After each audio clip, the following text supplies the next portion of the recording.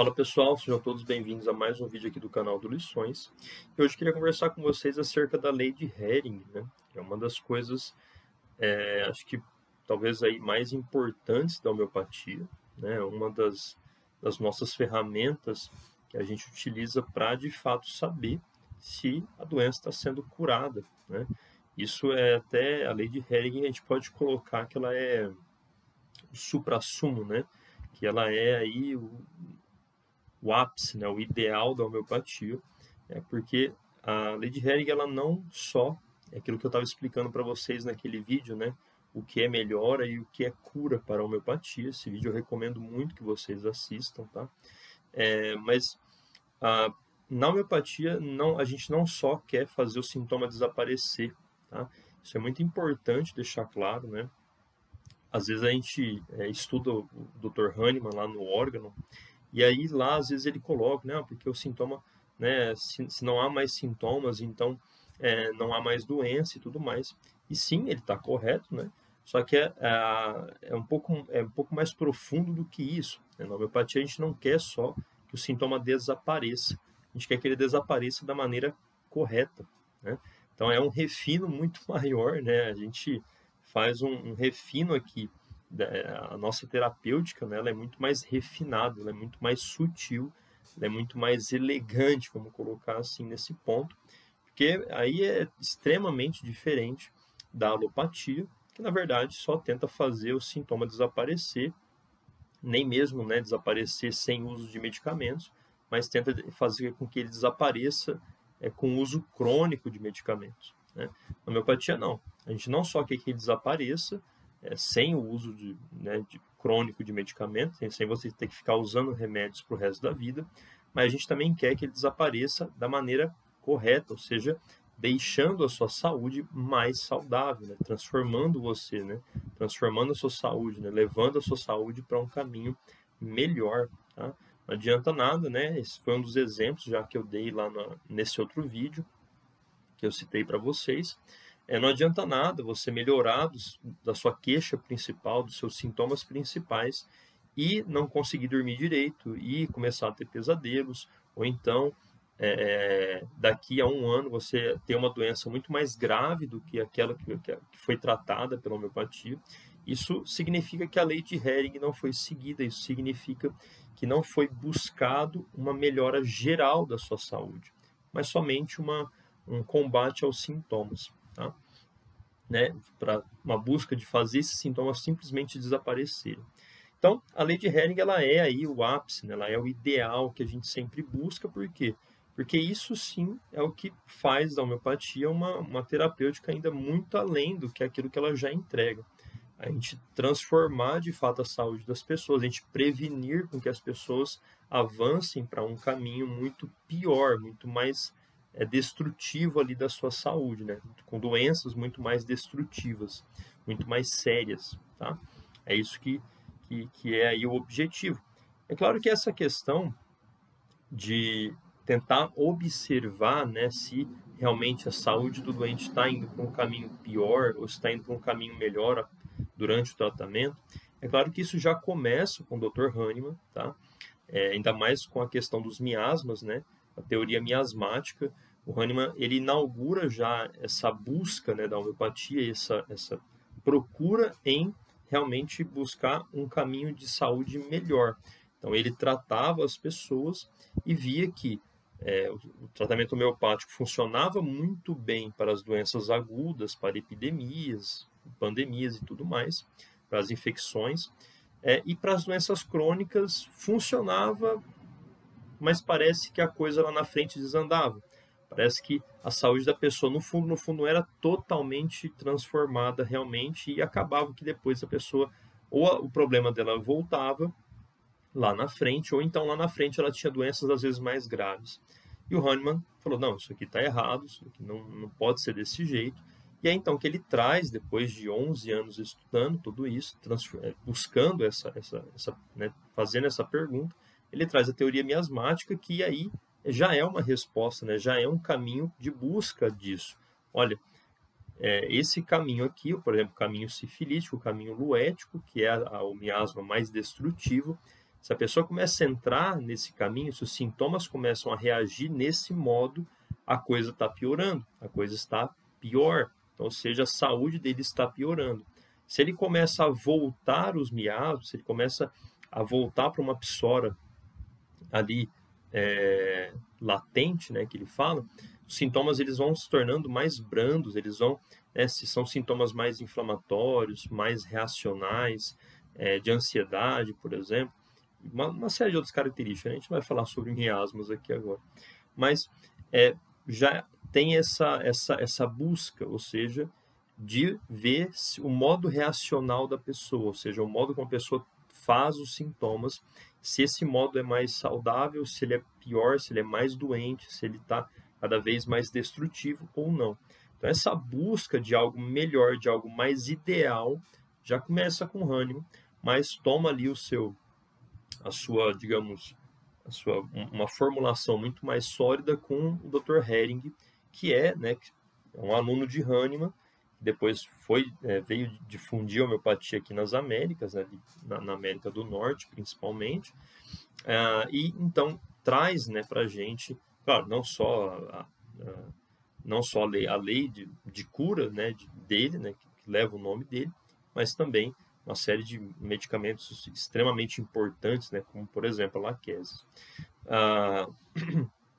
Dr. Hering, então, ele traz essa formulação de que ele fala, olha, a gente tem que observar a direção dos sintomas, o que vai dizer para a gente que se o paciente está indo em direção à cura ou indo em direção à supressão, a uma supressão sintomática que vai fazer a doença piorar lá na frente, que vai fazer os sintomas piorarem lá na frente, que vai trazer doenças novas e mais destrutivas lá na frente, é a direção desses sintomas. Então, aí a gente tem que observar para onde que os sintomas estão indo, para que órgão eles estão atingindo, como eles estão atingindo, como que é o modo reacional desse sintoma, né?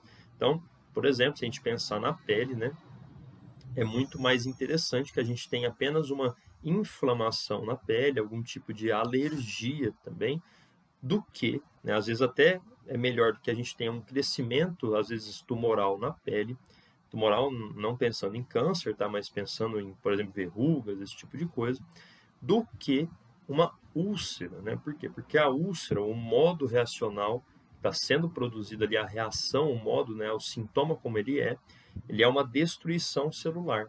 Isso é muito pior, isso é muito mais destrutivo do que os outros dois casos que eu citei. Ou seja, esse terceiro caso, ele é uma reação sifilítica, ou seja, do miasma sifilítico, e isso demonstra para a gente que a saúde da pessoa está pior. Ou seja, o Hering, ele observa isso e fala, olha, o modo reacional do sintoma, ele é pior, ele é mais grave, né? Pensando em quesito de miasma. E quando a gente pensa, então, também, mas como que vai chegar a isso? Aí a gente tem que observar a direção que a saúde da pessoa está tomando. Mas como assim, Léo, direção? A direção dos sintomas após o tratamento homeopático. Ou seja, eu tenho lá um problema na pele, por exemplo, uma alergia, né? E aí a gente começa a tratar isso daí. Depois de um tempo de tratamento, esse problema vai sendo sanado, ele vai deixando de acontecer, as crises alérgicas vão deixando de aparecer, as erupções não vão mais aparecendo ali na pele. Só que aí né, o paciente desenvolve, por exemplo, asma, né? Ele desenvolve um problema respiratório, tá? Ou seja, o que isso demonstra para a gente? Que a direção do sintoma, tá? E aqui a gente tem que pensar em doença do jeito homeopático, tá? Que é uma coisa só. Então, a direção sintomática da saúde do doente, né, o modo que está reacional desse doente, está levando os sintomas da pele, que é algo mais externo, para algo mais interno, que é o sistema, né, o trato respiratório da pessoa. Ou seja, isso aqui está indicando um caminho errado, ou seja, a gente está suprimindo o sintoma. Pô, mas o sintoma desapareceu, não está melhor? Pode ser melhor do ponto de vista do sintoma da pele, mas é pior no ponto de vista da saúde geral do indivíduo. Por quê? Porque o que está acontecendo, a doença está se encaminhando para um órgão mais importante, tá? O trato respiratório é muito mais importante do que a nossa pele, para a nossa sobrevivência, tá? E está se encaminhando para mais internamente do nosso corpo. E aí entra as direções, né? Então, quanto mais interno, tá? For o caminho do sintoma, pior, a gente está fazendo supressão na pessoa, tá? Ou então, quanto mais de um órgão, né, mais nobre para um órgão, quer dizer, de um órgão menos nobre para um órgão mais nobre, né? Como eu citei aqui esse caso. Isso também é algo pior, tá? E o contrário é verdade. Quanto mais, os sintomas saírem cada vez mais de dentro para fora, então vamos pensar o oposto, a pessoa ela tem asma, ela começa o tratamento homeopático e ela passa a ter, por exemplo, uma erupção que ela tinha lá na infância, tal, uma alergia, sei lá, no cotovelo, e aí a gente percebe que isso é um ótimo caminho, isso é maravilhoso. Por quê? Porque está saindo de uma parte mais interna, mais profunda, indo para uma parte mais externa, tá? Então, esses são os caminhos, né, que a gente observa. E, principalmente, uma das coisas mais importantes é lembrar da questão dos órgãos e dos tecidos, tá? Aquilo que é mais nobre tem que sair para ir para aquilo que é menos nobre no nosso organismo. Esse é o caminho mais adequado, tá? Quando ele faz o caminho oposto, é porque a gente está fazendo uma piora da doença, uma piora geral do indivíduo, tá? Então, a lei de Hering é isso, né? Também em outras direções, né, para vocês quiserem saber. Todo sintoma que sobe, né, então se vem de baixo para cima, ele está piorando. Todo sintoma que vai de cima para baixo, ele também ele está melhorando, tá? Então, aquilo que vai descendo, melhor, e aquilo que vai subindo é pior, tá? São outras direções também, tá bom? Então, pessoal, basicamente a lei de Hering é mais ou menos isso daqui, é claro que eu estou resumindo muito, tá? Mas basicamente é isso, são as direções de cura ou de supressão, tá? Essa questão dos órgãos e tecidos. E aí, então, você pode falar, pô, Léo, mas já identifiquei uma série de dificuldades, uma série de problemas para identificar essas coisas. Sim, isso é real. Quando a gente para pensar, a gente fala, pô, isso vai trazer alguns problemas no entendimento, na avaliação. Sim, porque existem uma série de sintomas, uma série de problemas, às vezes você tem problemas concomitantes e por aí vai. É por isso aí que aí a gente tem depois o trabalho do Dr. Praful, né, um médico indiano, que pega o trabalho do Hahnemann, do Dr. Hering, e faz como se fosse uma atualização.